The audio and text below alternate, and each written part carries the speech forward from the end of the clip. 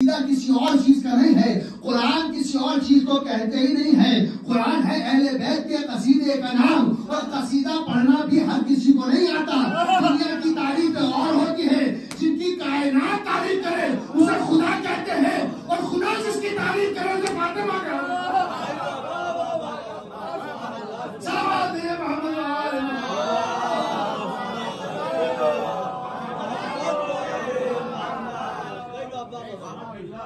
سورہ کوثر میں علماء سے جا کر پوچھو، سنتے رہتے ہیں آپ یہ بات، کوئی میں نہیں پڑھ رہا ہوں، یہ تو سننا، یہ تو فضائل کا یہ معجزہ ہے، جتنی بار پڑھو اتنی بار وفا ہوتی ہے۔ ورنہ تو نیچے سے کوئی کہتے مولانا سنا ہوا ہے تو مولانا کو بھی پسینے آ جائے گا۔ یہ تو فضائل کی خاص بات ہے، آپ کا سنا ہوا ہے، یہ کوئی نئی بات نہیں ہے۔ نئی باتیں جو آئیں گی انشاءاللہ اس پر میں خود کہوں گا کہ آپ ڈال دیجیے۔ یعنی پروردگار عالم نے سورہ کوثر میں جو لفظ استعمال کیے ورنہ کسی نبی کے لیے کیے، کسی کے لیے استعمال ہی نہیں کیے، یعنی ایک مرتبہ ہے، ایک فضیلت ہے۔ پروردگار عالم کا حبیب آسمان سے معراج سے آئے، زمین پر آ کر سب سے پہلی نماز کون سی پڑھی؟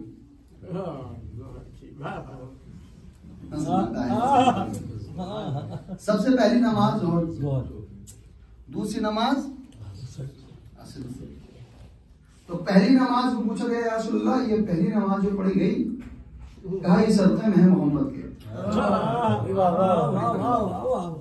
پہلی نماز صدقے میں ہے حضور کے، عصر کی نماز صدقے میں مولا علی کے، مغرب کی نماز صدقے میں جناب فاطمہ زہرا کے۔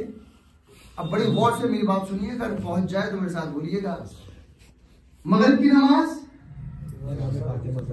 شہزادی کے صدقے میں، عشاء کی نماز امام حسن کے صدقے میں، فجر کی نماز امام حسین کے صدقے میں۔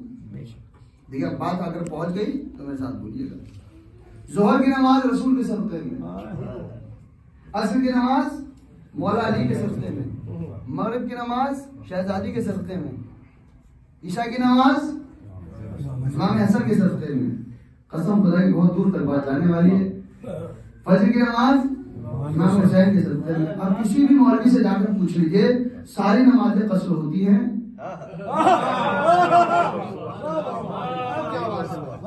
ساری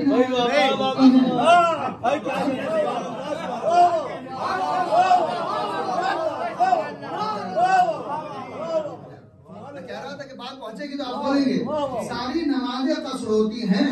اگر کوئی قصر نماز نہیں ہوتی تو صرف دو ہی نمازیں قصر نہیں ہوتی۔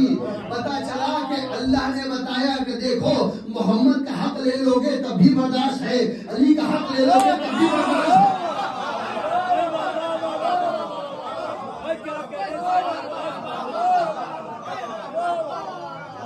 لیکن فاطمہ کا جس نے حق مانگا لیکن نماز میں ہمیں برداشت نہیں ہے۔ صلوات محمد